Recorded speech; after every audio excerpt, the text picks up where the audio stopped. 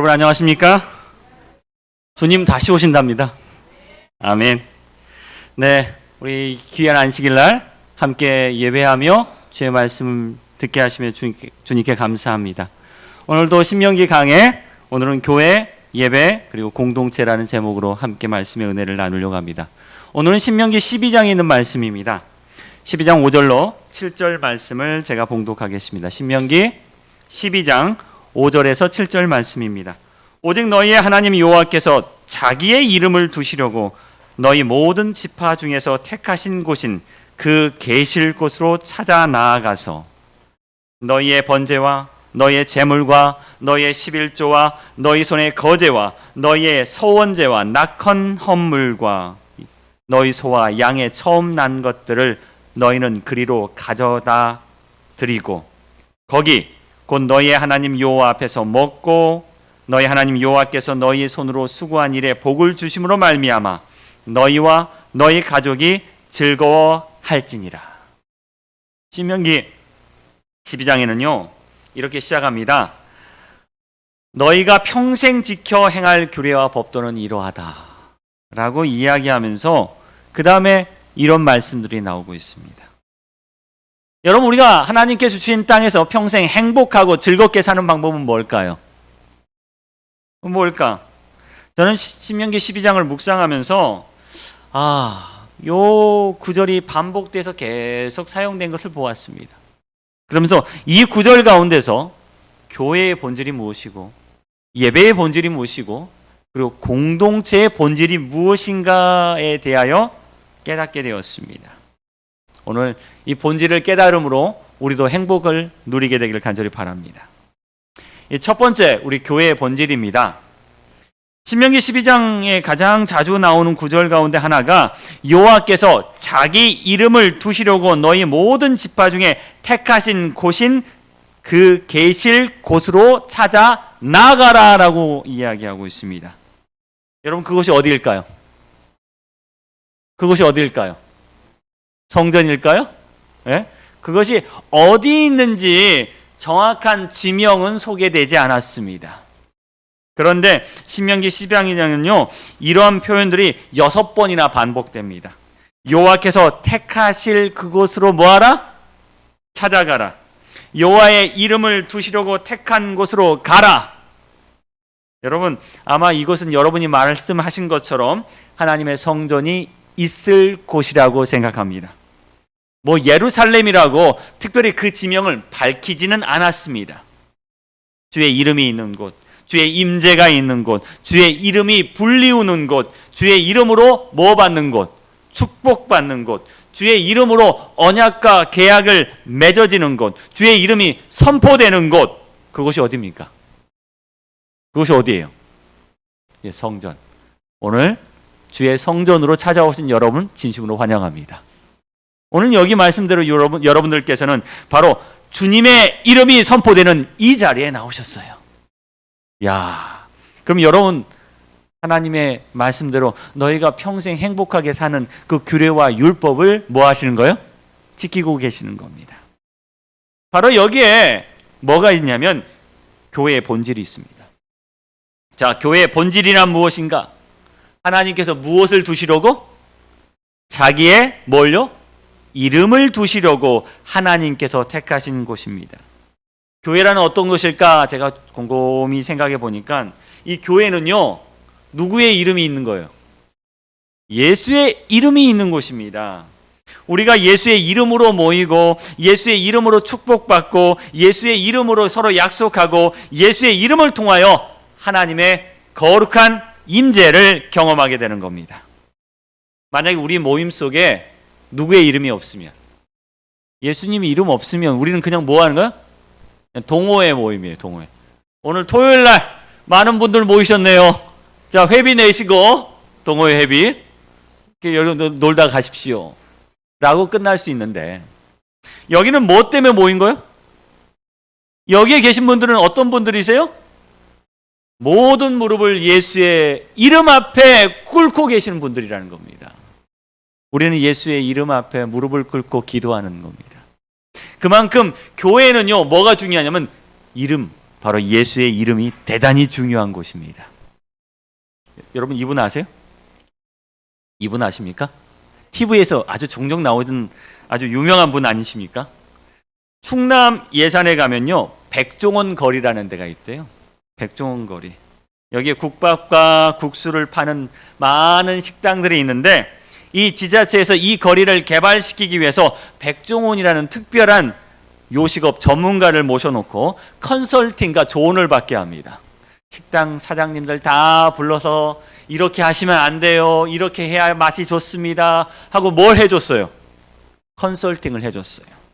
그러니까 사장님이 이제 너무 좋아서 우리도 이제 더 부자 될 수 있겠구나. 이분 뭐 때문에? 이름 때문에 부자 될 수 있겠구나라고 생각하면서 제일 처음에는 사장님들이 열심히 누구 말 들었어요? 이 백종원 선생님 말을 들은 겁니다. 그리고 지자체는 여기에다 크게 간판을 걸었는데 이 간판 이름이 백종원 거리였어요. 백종원 거리. 자, 그런데 계속해서 방송에 나오는 거 보니까 이 사장님들이 간섭받기 좋아하는 것 같아요? 싫어하는 것 같아요? 싫어하는 것 같아. 점점 이야기에 이거 이렇게 하면 안 됩니다. 위생상 안 됩니다. 치우십시오. 하는데 이 사장님들이 말 듣기 싫어요, 좋아요? 싫어요. 너무너무 싫어하는 거예요. 티를 내는 거예요. 그래서 나중에는 이 함께 모여가지고 간담회를 하기 시작했습니다. 여러분 이렇게 하시면 안 됩니다. 제가 하시는 말씀 왜 말을 안 듣는 거죠? 그러니까 이 상인들도 나름대로 불만이 있었던 것 같아요. 그냥 저는 빼주세요 하는 분들도 계시고, 저희도 너무 힘들어요 하는 분이 있었어요. 그러자 누가 결심을 했냐면 이 백종원 선생님이 결심을 합니다. 더 이상 누구 이름 걸지 마세요. 제 이름 걸지 마세요. 제 이름. 사장님들이 백종원 선생님이라고 찍은 사진도 크게 뽑아다가 어디다 걸어놨는데, 식당에 걸어놨는데 이제 그거 내려주세요. 그리고 제 이름 이 거리에서 빼주세요.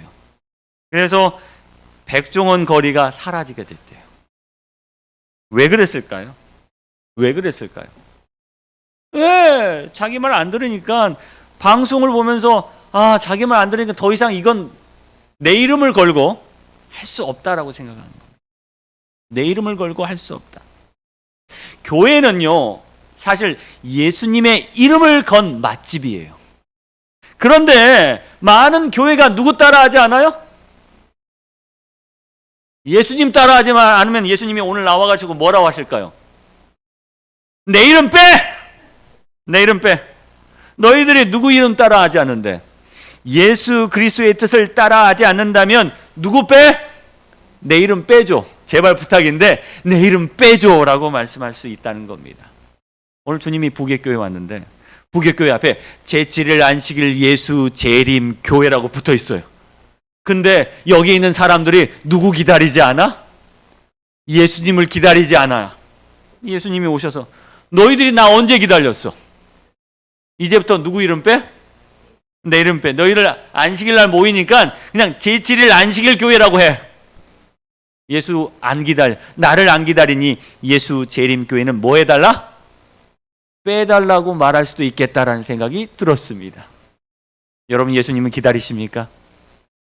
예수님의 뜻대로 생활하십니까? 그러면 누구 이름?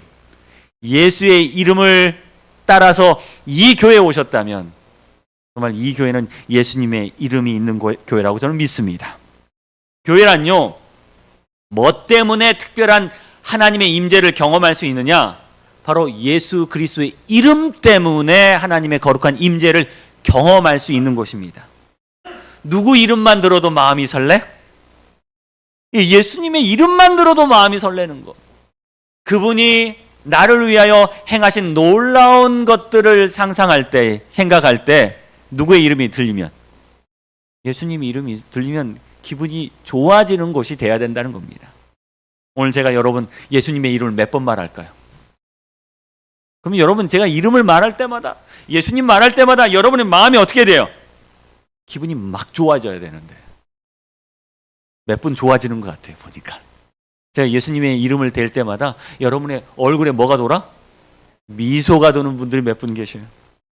이것이 바로 교회의 본질입니다, 여러분. 주의 이름을 선포하고 그의 이름을 찬양하고 우리 마음속에 그분의 이름을 되뇌일 때마다 우리는 하나님의 거룩한 임재를 느낍니다.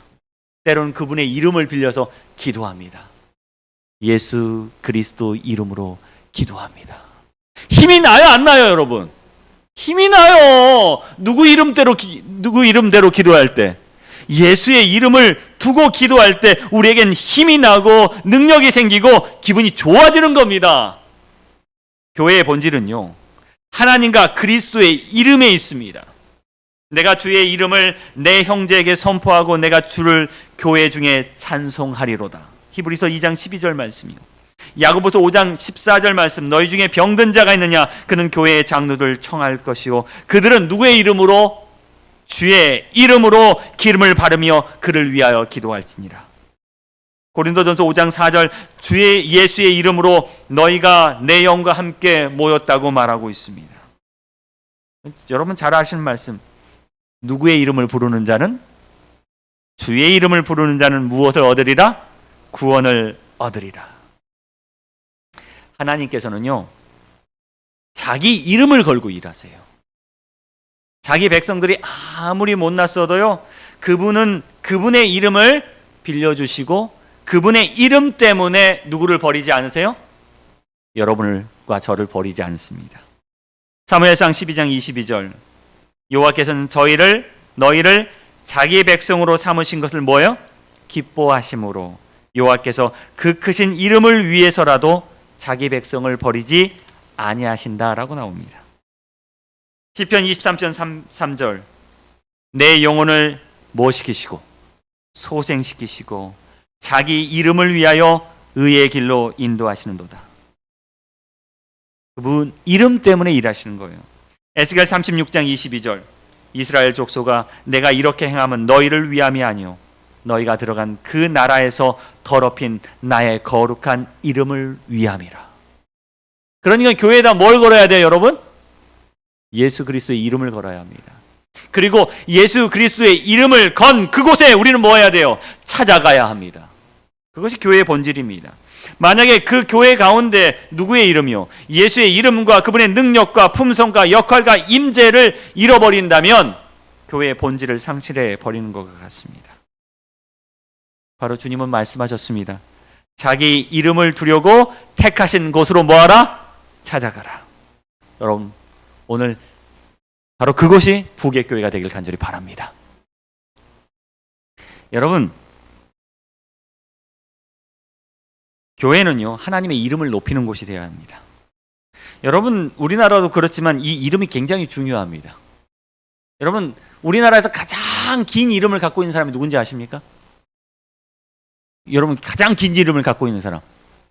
여러분, 여기를 계속 보시는데 이거 말고 김수화무, 거북이와 두루미, 삼천각서 동방석, 치치카포, 사리사리 센터. 여러분 잘 모르시는군요. 여러분 TV를 안 보시니까. 예, 김대감집 9대 독자가 있었대요. 그 9대 작자가 오래 살라고 이름을 붙였다 그러죠. 그게 뭐요? 김씨에다가 김수화무. 수화무가 명이 길다는 뜻이랍니다. 김수화무. 그 다음에 거북이와 두루미, 오래 사는 동물들이죠. 삼천각자, 동방석, 뭐 치치카포, 사리사리 센터, 워리워리, 세프리깡, 무드셀라, 구루미, 허리케인의 담벼락에 그 다음에 서생원의 고양이는 바둑이는 뭐요? 돌돌이라. 이런 이름을 붙였어요. 왜 붙였어요? 오래 살라고요. 그 이름에는요, 특별한 의미를 갖고 있어요. 제가 정말 대한민국에서 가장 긴 이름 한번 찾아봤어요. 그랬더니 이런 이름을 갖고 있는 사람이 있대요. 3위. 성이 황씨입니다. 황금 독수리 온 세상을 놀라게 하다. 이게 이름이래요. 이게 진짜인가 가짜인가 봤더니 주민등록증이 진짜 있어요. 황금 독수리 세상을 놀라게 하다. 이거보다 조금 더 긴 사람 2위. 2위가 이런 이름이다. 박하늘별님 구름 햇빛보다 사랑스러우리. 이런 이름을 갖고 있대요. 근데 이 이름보다 더 긴 이름이 이 친구의 언니였대요.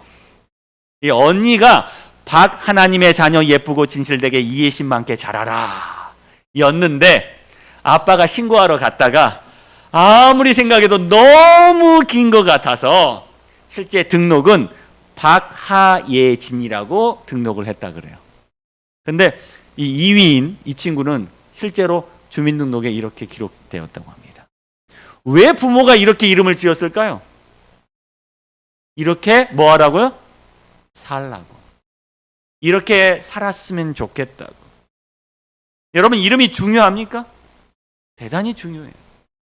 이 부객교회가, 하나님의 교회가 하나님의 이름을 놓고 우리가 살아갈 때 정말 하나님처럼 닮은 사람들이 있었으면 좋겠고, 하나님처럼 일했으면 좋겠고, 하나님의 본성과 그 임재가 우리 가운데 가득했으면 좋겠습니다.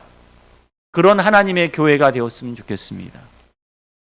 이 부모들이 자녀들의 이름을 이렇게 지었던 것처럼 우리 교회도 하나님의 품성과 역사가, 능력이 있는 그런 교회가 되었으면 좋겠습니다.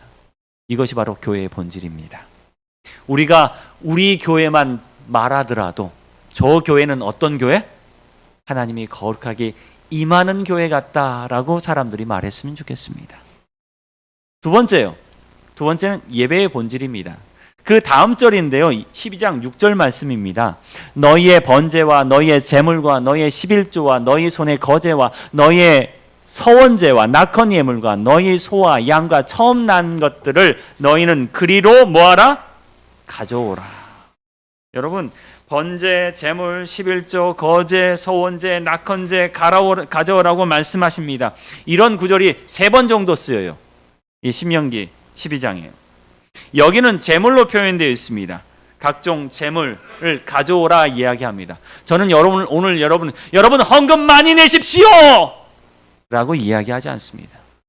우리는 이 제물의 의미에 대해서 더 깊게 보아야 합니다. 여기에 여러 가지 제물들이 있습니다. 번제, 제물, 11조, 거제, 서원제, 낙헌제, 기타 등등의 제물들이 나오는데요. 이 제물들의 구체적인 의미가 무엇인지 여러분 깨달아야 돼요. 번제, 참된 회개와 온전한 헌신을 말하는 제사입니다. 또한 여러 제물들에 보면 깊은 감사를 나타내는 제사, 자원하는 헌신을 나타내는 제사, 그리고 거룩한 구별을 나타내는 제사, 하나님께 올려드린다는 의미를 갖고 있는 제사, 이런 의미를 갖고 있어요. 예배의 본질은요, 예배자가 오늘 주님께 나갈 때 빈손으로 나가지 않고 무엇을 가지고 나가요? 회개와 감사와 헌신과 구별과 찬양과 기도와 같은 우리가 드릴 수 있는, 하나님께 드리는 거룩한 제물을 가지고 나오라는 사실입니다. 진정한 예배는 물질적인 제물이 아니라 바로 제물에 나타난 누구의 마음이에요? 예배자의 마음입니다. 바로 여기에 예배의 본질이 있습니다. 예배의 본질에 대하여 모세는 이렇게 말합니다. 우리가 하나님을 기억하고 돌아와 주 앞에 예배합시다. 우리가 하나님을 기억하고 돌아와 주 앞에 예배합시다. 우리는 무엇으로 예배할 것인가? 진실한 제물을 드리는 것. 그 진실한 제물은 무엇인가? 우리가 일주일 동안 잘못하고 죄 지은 거 하나님 앞에 가지고 나오는 겁니다. 주여, 제가 큰 죄를 지는 죄인입니다. 저를 용서해 주십시오. 참된 회개는 하나님께 드리는 거룩한 제물입니다. 아버지 하나님 감사합니다. 일주일 동안 저를 뭐 하셨어요?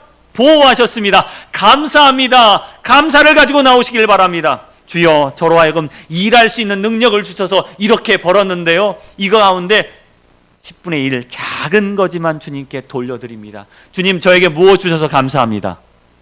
힘을 주시고 능력 주셔서 감사합니다. 주님, 저는 자원하기 원합니다. 헌신하기 원합니다. 헌신의 마음을 받아주십시오.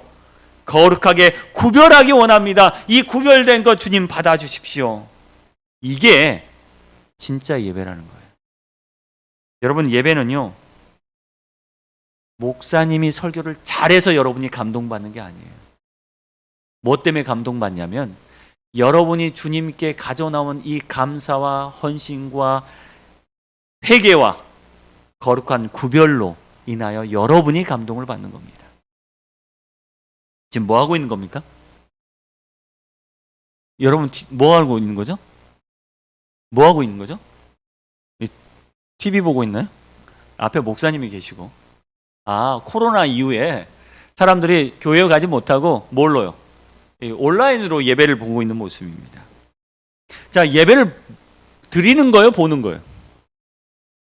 여러분, 이 사람들 지금 보고 있어요? 드리고 있어요? 두 가지 다요?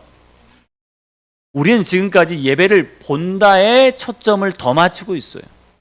왜냐하면 예배의 대부분의 시간이 뭐 들어요? 목사님 설교 듣는데 집중을 하고 있기 때문에 그렇습니다. 근데 목사님 설교보다 더 중요한 게 있어요. 그거 뭐냐? 여러분이 오늘 주님 앞에 갖고 온 마음이에요. 어떤 마음을 가지고 나오셨어요? 일주일 동안 하나님이 나를 보호하셔서 너무 감사합니다 라는 마음을 갖고 나오셨습니까? 아니면 하나님, 제가 이날만큼 하나님께 거룩하게 구별되기 원하여 이렇게 나왔습니다. 여러분은 마음에 뭐가 터치될 때, 하나님의 말씀이 탁 하고 터치될 때 그때 감동이 터지는 겁니다. 저는 예배가 드림이라고 생각합니다. 바로 예배자는 예배를 위하여 준비하고 참여해야 합니다. 자, 모세는 백성들에게 말했죠. 어디를 가라? 여호와의 이름을 두신 곳을 찾아가라. 근데 찾아가지 말고 그냥 가지 말고 뭐 하라? 너희 손에 예배자의 마음을 가지고 가라 라고 이야기해요. 번제든 화목제든 속건제든 무엇이든지 11조든 간에 너희의 마음을 가지고 가라. 그 마음에 감사가 담겨져 있고 회개가 담겨져 있고 헌신이 담겨져 있고 그 마음 속에 온전한 구별이 담겨져 있는 그것을 가지고 가라라고 말씀하십니다. 너희 몸을 하나님이 기뻐하신 거룩한 산 제물로 드리라. 이는 너희가 드릴 영적 예배다. 오늘 우리의 예배는요, 우리의 마음속에 이러한 마음들을 가득 담아 오시는 겁니다. 디모데후서 2장 15절, 너희는 진리의 말씀을 옳게 분별하여 부끄러울 것이 없는 일꾼으로 그렇게 인정된 자로 자신을 누구에게 드리라? 하나님께 드리라. 하물며 영원하신 성령으로 말미암아 흠없는 자기를 하나님께 드린 그리스도의 피가 어찌 너희의 양심을 죽은 행실에서 깨끗하게 하고 살아계신 하나님을 섬기게 하지 못하겠느냐. 우리가 누구처럼요? 예수님처럼 우리 자신을 드린다면, 우리가 거룩한 제물로 드린다면, 우리 거룩한 제물로 드릴 때 우리 속에 어떤 마음이요? 감사와 찬양과 구별과 헌신이 있다면 여러분, 이 예배는 드림의 예배입니다. 예배는 뭐예요? 드림입니다. 여러분, 우리 어릴 때 불렀던 찬미가 나 무엇 드려야 주님 기뻐하실까? 나 무슨 일 해야 주님 기뻐하실까? 이 땅에 무엇도 기쁨 될 수 없이요 참 사랑하는 마음 주님 기뻐하시오. 내 작은 마음을 모두 주께 바침이 주 기뻐하시는 좋은 예물이지요. 여러분, 이러한 예물을 주님께 드리길 간절히 바랍니다. 요새 많이 나오는 책 가운데 이런 책들이 있습니다. 무슨 책? 사과의 기술이래요. 사과. 여러분, 요새 사람들이 뭐 하는 법을 모른대요? 사과하는 법을 모른대요. 진정한 사과하는 법을 모른대요. 미안하다고 분명히 말하는데 듣는 사람이 뭐예요? 기분 나빠. 저 사람은 분명히 나한테 뭐요? 미안하다 하는데 저는 뭐야? 기분 나빠. 왜 그렇지? 미안하다고 하는데 저 사람들은 계속 말해? 변명만 해요. 저를 탁 부딪히고 가는데 미안해요. 미안하다고요? 하는데 뭐 돼요? 기분이 굉장히 나빠요. 그러면서 사람들이 이야기합니다. 어떻게 하면 사과를 진정한 사과답게 하는 법이 무엇이냐 해가지고 여러 사람들이 사과에 대한 책을 막 썼어요. 뭐 사과에 대한 기술, 당신은 왜 사과하지 않나요? 공개 사과의 기술, 그리고 쿨하게 사과하라. 내 사과가 그렇게 변명 같나요? 뭐 기타 등등의 책들이 나와 있습니다. 여러분, 사과 어떻게 해야 되죠? 잘 해야 됩니다. 자, 제가 다른 말로 예배는 어떨까요? 예배 어떻게 드려야 될까요? 하나님께서 예배를 받으시는데 예배를 받을수록 뭐가 나빠? 기분이 나빠. 그러면 뭐 하고 싶어요? 그냥 그냥 가세요. 사과하지 말고 그냥 가세요. 예배드리지 말고 그냥 가세요 하실 것 같아요. 우리 뭐 배워야 되냐면 예배의 기술을 배워야 돼요. 진짜 우리가 예배를 통하여 하나님을 기분 나쁘게 하지 않고 예배를 통하여 진정한 나의 속에 있는 마음을 드리는 그게 예배의 본질이라는 겁니다. 여러분, 우리는 이 예배의 본질을 찾아야 합니다. 그때 적은 수가 모였다 할지라도 하나님이 이 숫자에 보이지 않으시고 이 적은 수가 가져온 하나님의 마음의 예불을 더 기뻐하신다는 거예요. 아무리 많은 수가 모였다 할지라도 하나님께서는 기분 나빠하실 수 있습니다. 여러분, 여러분의 마음을 가지고 나오시길 간절히 바랍니다. 세 번째는 공동체의 본질에 대해서 설명하고 있습니다. 7절 말씀입니다. 거기 곧 너희의 하나님 앞에서 먹고 너희의 하나님 여호와께서 너희 손으로 수고한 일에 복주심으로 말미암아 너희와 너희 가족이 뭐할지어다? 즐거워할지어다. 너희와 너희 가족이 즐거워할지어다. 이 구절도 신명기 12장에는요 3번 나옵니다. 자, 근데요 18절에는 뭐라고 나오냐면 너 하나님 여호와 앞에서 너는 너 자녀와 노비와 성중에 거주하는 레위인과 함께 그것을 먹고 내 손으로 수고한 모든 일로 말미암아 내 하나님 여호와 앞에서 뭐하라? 즐거워하라. 하나님 앞에서 우리 자녀들뿐만 아니라 누구도 노비들까지도 뭐하라? 즐거워하라. 레위인도 함께 즐거워하고 나누라. 이게 뭐야? 가족입니다 라고 이야기합니다. 하나님께서 주신 복에 대해서 나만 좋아하지 말고 뭐하라? 함께 그 복을 나누고 즐거워하는 게 바로 공동체의 본질입니다. 예배, 교회, 그리고 공동체, 신명기 12장에는 이것을 설명하고 있습니다. 우리가 가나안 땅에 들어가가지고 땅을 차지했는데 이 기쁜 소식을 나 혼자 갖고 있지 말라는 거예요. 심지어 누구까지요? 우리 집에 일하는 노비들까지 그 즐거움을 나누라라고 이야기합니다. 여러분, 10계명 중에 안식에 관련된 넷째 계명 아시죠? 이 안식일날 우리는 어떻게 해야 합니까? 이렇게 설명하고 있습니다. 너나 내 아들이나 내 딸이나 내 남종이나 내 여종이나 내 소나 내 나귀나 내 가축이나 내 모난에 거하는 어떤 객이라도 뭐하지 말라? 뭐하지 말라? 일하지 말라. 그 말이 뭐죠? 이 말 그냥 쉬라는 게 아니라 내가 받는 이 축복을 누구랑 같이 나누라? 너 문 안에 있는 모든 객과 함께 이 모든 기쁨을 나누라는 거예요. 심지어 그가 노비라 할지라도, 심지어 그가 아들이라 할지라도, 심지어 그들이 가축이라 할지라도 누구의 복을? 하나님께서 주신 복을 뭐하라? 나누라라는 이야기입니다. 여러분, 예배 끝나고 떡 나누면 기분 좋으세요? 안 좋으세요? 좋아요. 사실 예전에는 함께 식사하면 기분 좋아요? 안 좋아요? 좋아요. 식사하고 같이 나누고 즐거워하는 겁니다. 이게 공동체라는 거죠. 공동체. 자, 우리말에요 가족이란 말과 아주 비슷한 말이 있는데 뭡니까? 식구라는 말이 있습니다. 최근에 이런 말이 생겼어요. 가족은 있는데 식구가 없다. 뭔 말이죠? 가족은 있는데 식구가 없어요. 요새는 뭐 형제 자매 뭐는 있어요. 혈연적으로 연결된 사람은 있는데 요새 다들 혼밥하는 사람이 많아서 뭐 하는 사람이 없어요? 같이 밥 먹는 사람은 없다는 거예요. 식구는요, 함께 나누어 먹는 사람이 식구입니다. 우리는 식구입니까? 여러분 떡을 같이 먹으니까 우리는 식구예요. 오늘 우리가 일주일 동안 살아가면서 하나님께 드리는 감사의 예물을 하나님께 드리고 우리는 한 공동체로서 그 감사를 함께 나눠야 합니다. 설령 저 사람이 노비라 할지라도, 저 사람이 아무 가진 것이 없는 레위인다 할지라도 우리는 뭐요? 그들과 함께 기쁨과 즐거움을 나누는 게 바로 공동체입니다.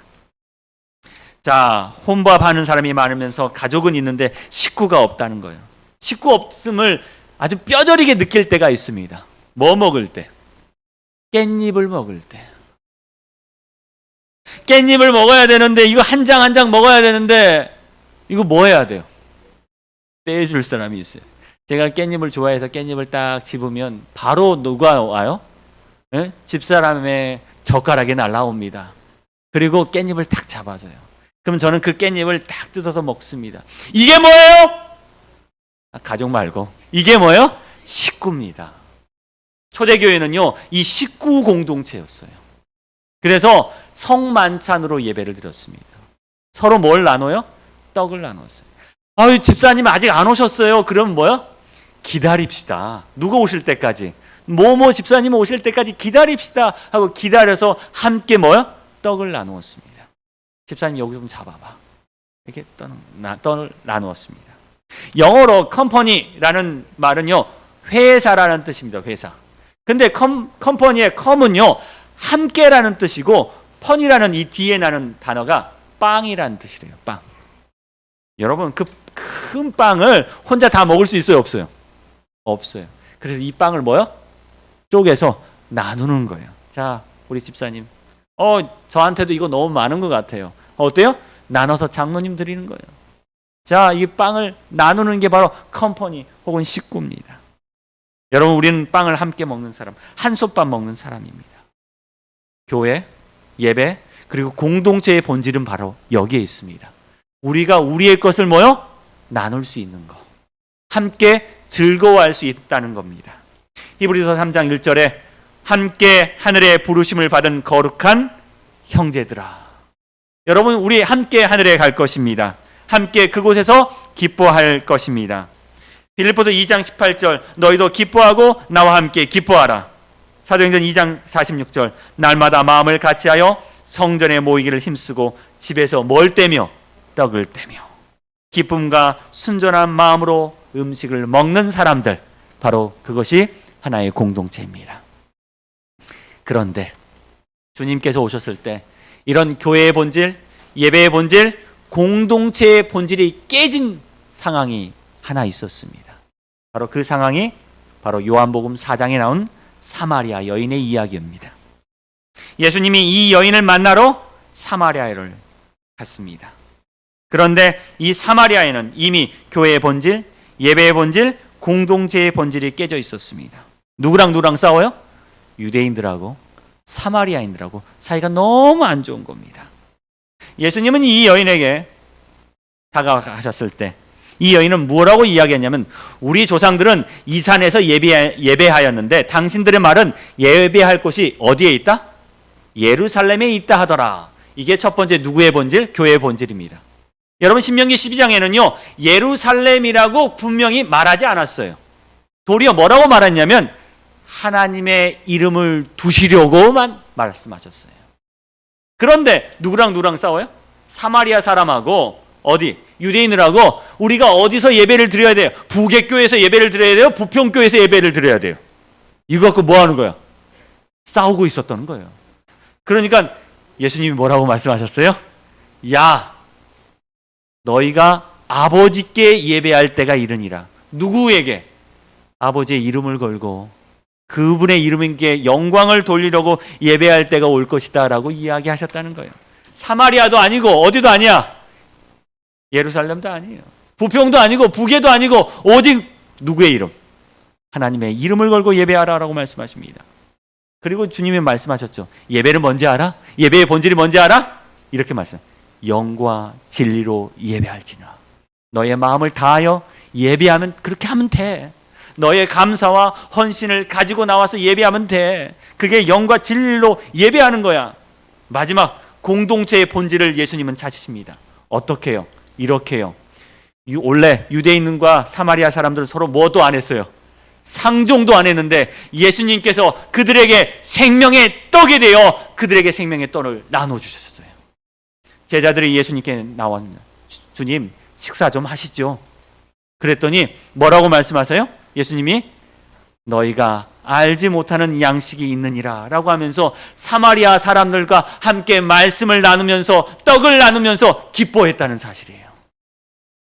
주님이 신명기 12장에 나오는 교회와 예배와 공동체의 본질을 회복시키셨습니다. 사랑하는 여러분, 오늘 우리는 다시 한번 말씀으로 돌아가기를 원합니다. 우리가 평안히 거할 때, 우리가 안식을 찾았을 때, 우리에게 교회와 예배와 공동체의 본질을 찾게 되길 바랍니다.